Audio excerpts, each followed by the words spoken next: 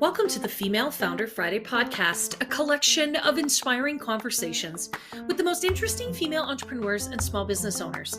I'm your host, Lindsay White, and together with my incredible guests, we'll explore the struggles of being a female entrepreneur, the most important lessons, and the future of women leaders in business. And I'm very passionate about helping female entrepreneurs become the calm, confident leader their team and their business really need. And that's why I've created my VIP leadership coaching program. This 3-month program is specifically designed to help high-performing women uncover their authentic leadership brand and style so they can lead more effectively and authentically in their life and their business. If you're ready to transform your leadership, connect with me today at www.highvoltageleadership.ca. My guest on this week's episode is Kathy Svetina, founder of NewCastle Finance, where she offers fractional CFO and finance services to women-owned businesses. Now, Kathy comes from a family of entrepreneurs, and she saw firsthand how challenging it was for them to access the important financial planning and supports as they built their companies. So after a 14-year career working in corporate finance, Kathy set out to change all of that. Now she helps women business owners make great financial decisions that result in healthy, sustainable, and thriving businesses. We had such a dynamic and empowering conversation that I know you're going to love today's episode.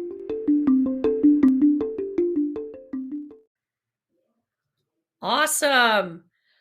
I've got Kathy here with me today. Thank you so much for being a part of the Female Founder Friday podcast. I'm super excited to speak with you. How are you?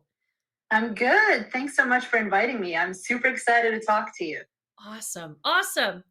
Well, I've heard a little bit of your story in the past, but I really want to know about your journey to becoming a female founder and what that looked like. Will you tell us about that? Yeah, so I started in corporate finance and I was there for 14 years. And one thing that always bothered me, one thing was that number one, it's very male dominated. Yeah. And the other piece of it too is that when you go to large companies, they have so much resources helping them with their finances. They have, the entire departments dedicated to financial planning, to their accounting, to their bookkeeping, to their taxes. But when you go into the small business space, they really have no one doing that for them. And I come from a family of entrepreneurs, and I was at the table when those type of decisions were made. And the problem that I saw was that they really had no one help them through it. And again, you have the accountants, you have the bookkeepers, but there's no one doing that high level financial planning. So what I decided after I left the corporate, and I was going back and forth, what should I do? Should I go into, another corporate job? And, Right. It's kind of a same old. And I decided I want to go on my own, and I want to help businesses get that financial planning, the strategic level finances that they really do truly need and have no one to help them with, that I'm going to be doing that. And I work with female entrepreneurs only. And that's because I feel like my mission is to help women be the CEOs of their companies. Yeah. And the way to get there is to know the numbers, to really be comfortable with it, and to do that financial planning that it's usually missing. Yeah, I really love that. And I think, that's what's made our connection so special. First of all, that we focus on female entrepreneurs and small business owners. And I mean, we are them, they are us. She is we.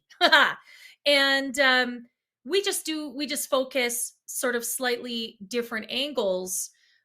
You on the financial strategy, me on the people strategy, to really help these incredible women step into that CEO space, feel really confident, feel really powerful, feel like a great leader. And I think that's why we hit it off right from the start, because we really do have a very similar mission, you and I. Yeah, we do. We really do. I love that. I love that a lot. So tell us a little bit more about how you do that, how you help these incredible female CEOs really embrace this financial strategy. So yeah, usually when they come to me, they've already passed the $1 million mark, and that's when the business gets a little bit more complex. Right. You can't just look at your bank account and say, oh, I got money in the bank, everything is good, Yeah. especially if you are growing. So the businesses that I work with are in the high growth mode. They've already passed the $1 million mark, and they're usually between 1 million and 10.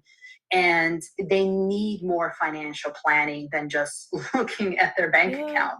Yeah. And their accountants and the bookkeepers do not have that expertise. And it's actually the accountants and bookkeepers that contact me and say, hey, I have this client. Would you be able to help them with this particular piece?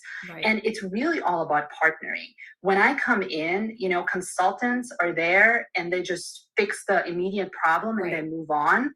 As a fractional CFO, I am there in their business day in, day out. So I'm a part of their management meetings. I'm a part of their sales meeting, Right. because I really need to understand the business Yeah. and not just come in, for an hour a week and that's it. So I'm really there in the business, and I absolutely love it because I get to work with so many different businesses. I get to work with so many extraordinary women. They're building these what looks like empires to me, Yeah. and they have so much potential, and it's super exciting. Yeah, I love that. I'm getting goosebumps as you're talking, because that is the exciting part, isn't it? It's really about being a business partner with these incredible women. They have passion. They have these amazing visions. Like you said, they're building an empire. And being a part of that is just thrilling, isn't it? Yeah, it is. It's love something that makes, waking up in the morning so much easier Oh, and so much more enjoyable. totally get it. I totally get where you're coming from. What I'd love to know, from your own business perspective is, where have you sort of made some mistakes along the way? Where have you kind of messed it up, Kathy? And what have you learned? Oh gosh, where do I start, right? I'm very good with finances. This is my forte, and I've been doing this for so long.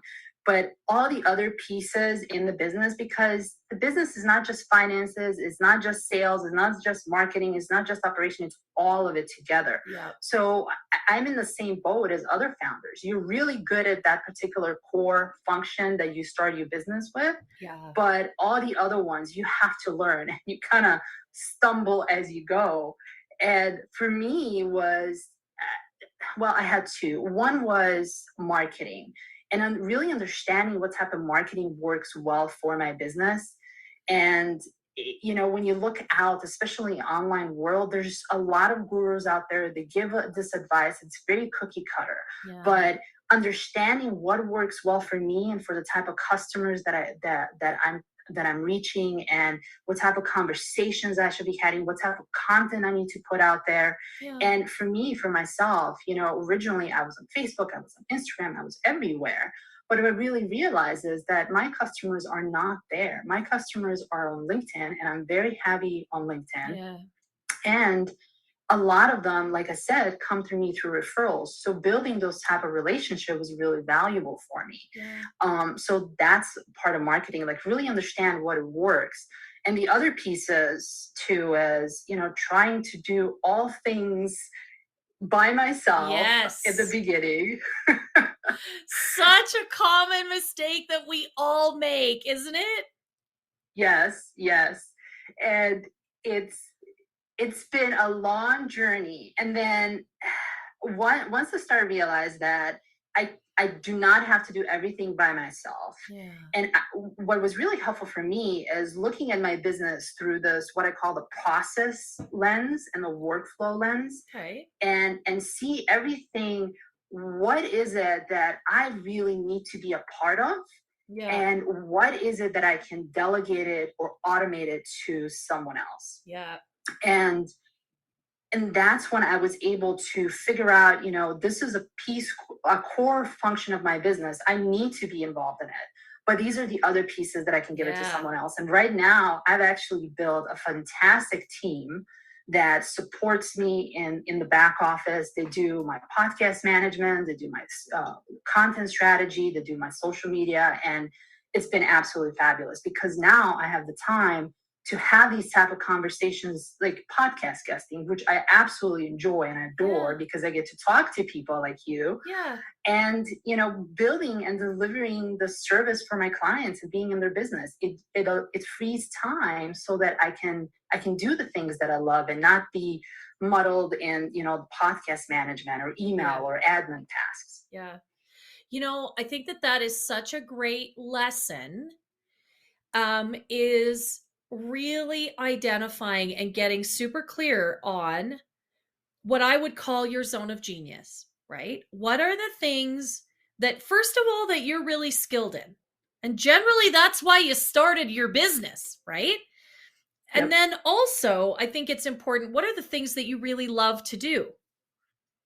And to your point, what are the things that are really important that you need to stay directly connected to, right? Sort of analyzing it from a couple perspectives, and then recognizing what are the things that you don't love to do, you don't have any skill or experience at, and that really are not important for you to be involved in. And when you can sort those out and you can find the right people, right, and feel supported just like you talked about, I think that that's when the magic can really happen in a business. So you're totally speaking my language, because that is exactly what I love to talk about with female entrepreneurs, is really creating that beautiful team. So I think that is such a valuable lesson. I think we have to all go through that moment in time where we feel a little stressed out to kind of come to that place where we're willing to delegate, right? Yeah, you have to feel the pain to be able to release it and let go. It's so true. I guess I'm on a bit of a mission to say to female entrepreneurs, you don't have to be in that painful moment. You don't have to lose sleep and work 14 and 16-hour days, right? But for some of us, it takes us a little longer to learn than others, right, Kathy? We have to feel the pinch a little bit. So that's a beautiful lesson. I hope everybody that's listening really takes that one to heart. I love that. So one of the other things that I'm really talking about on season 2 here is, what does leadership mean to you? Like, how do you really lead, Kathy, not only with your team, but also with some of your clients as a fractional CFO? I'm very big on having clear communication and defined expectations, because no one can read your mind. They just can't.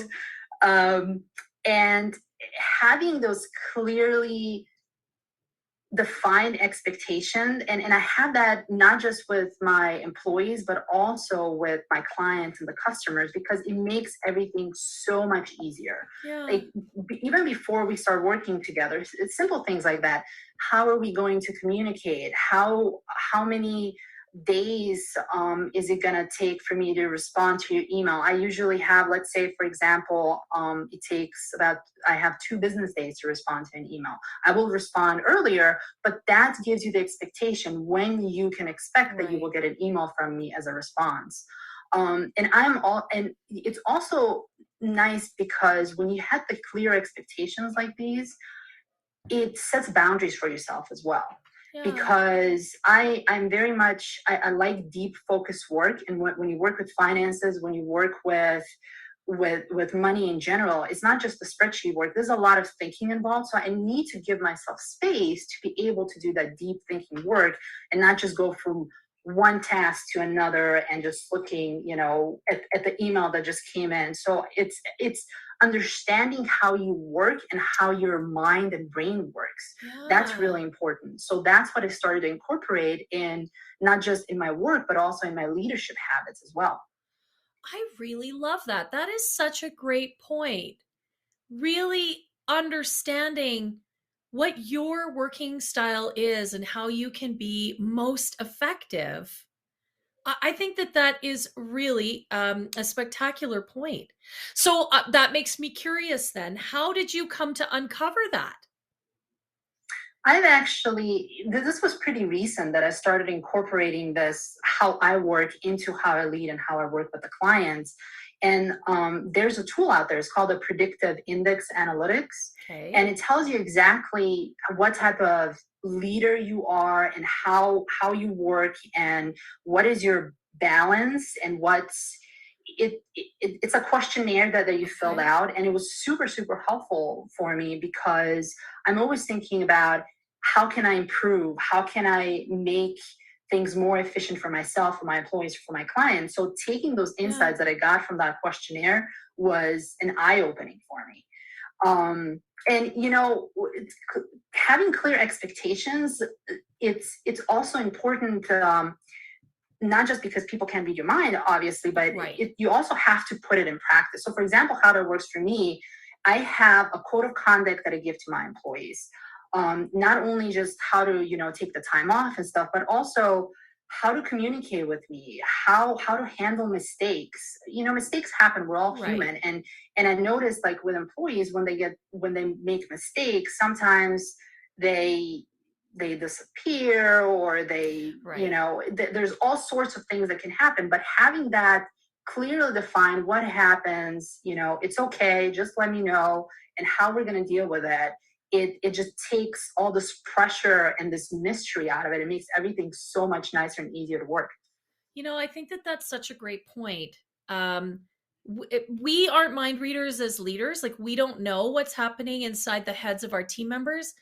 But in the same token, I think that gives them a lot of stress trying to figure out what's right and wrong for us.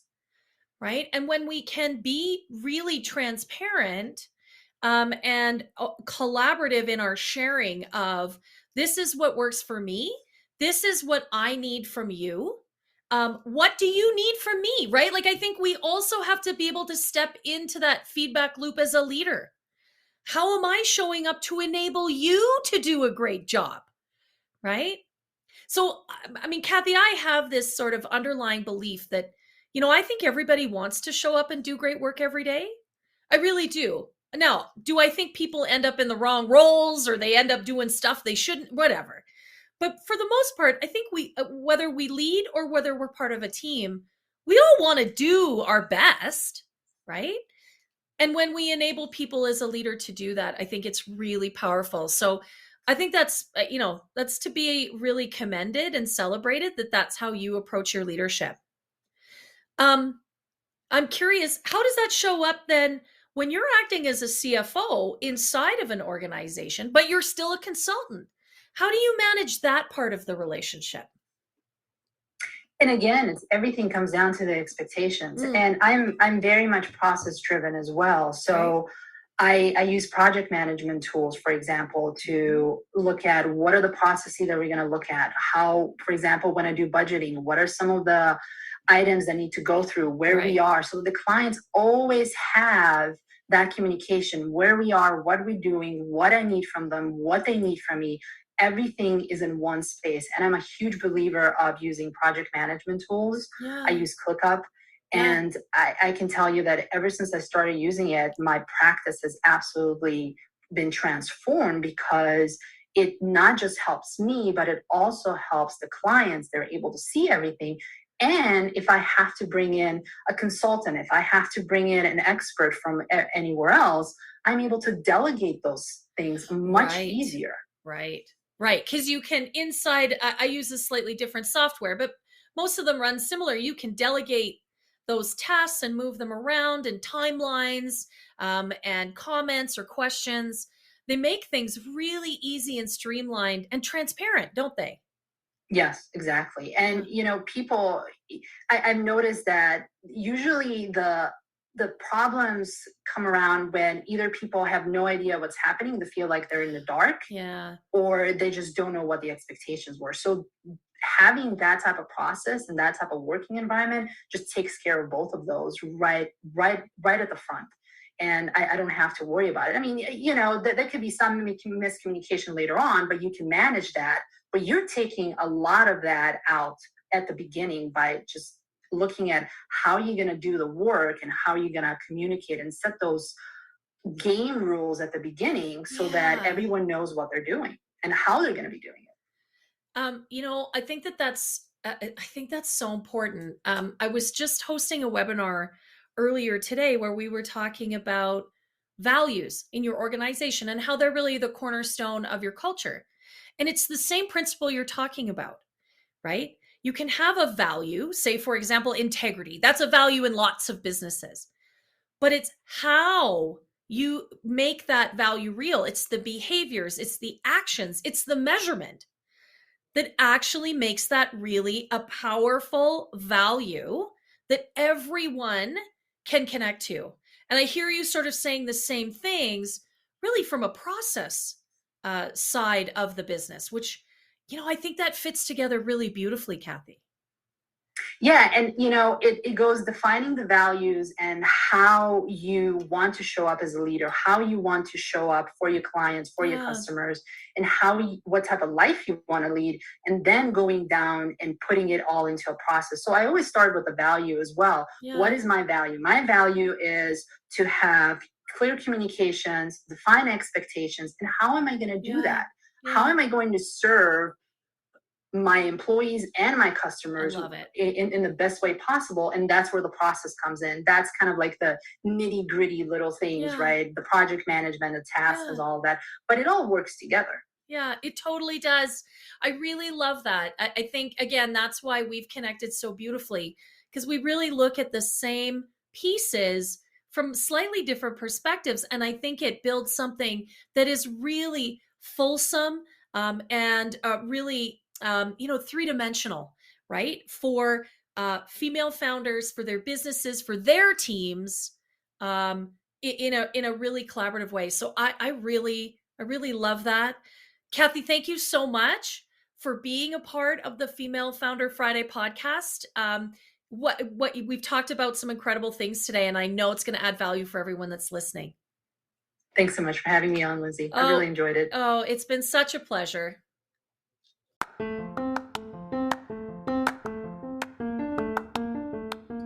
To everyone tuning in today, thank you so much for listening to the Female Founder Friday podcast. I really love how Kathy weaves the values of an organization through every process and program and every financial statement she creates. That really speaks to my soul. You can absolutely find out more about Kathy and the amazing work that she does with her clients at NewCastleFinance.us. And you can, of course, connect with me on Instagram at High Volt Leadership, and I look forward to connecting with you there. The Female Founder Friday podcast has a goal to impact 1,000 listeners. So it would mean the world to me if you left this episode a 5-star review and shared it with all of your friends. Let's engage 1,000 female entrepreneurs and really amplify the message. Thanks again for being a part of the show, and don't forget to connect with me at highvoltageleadership.ca.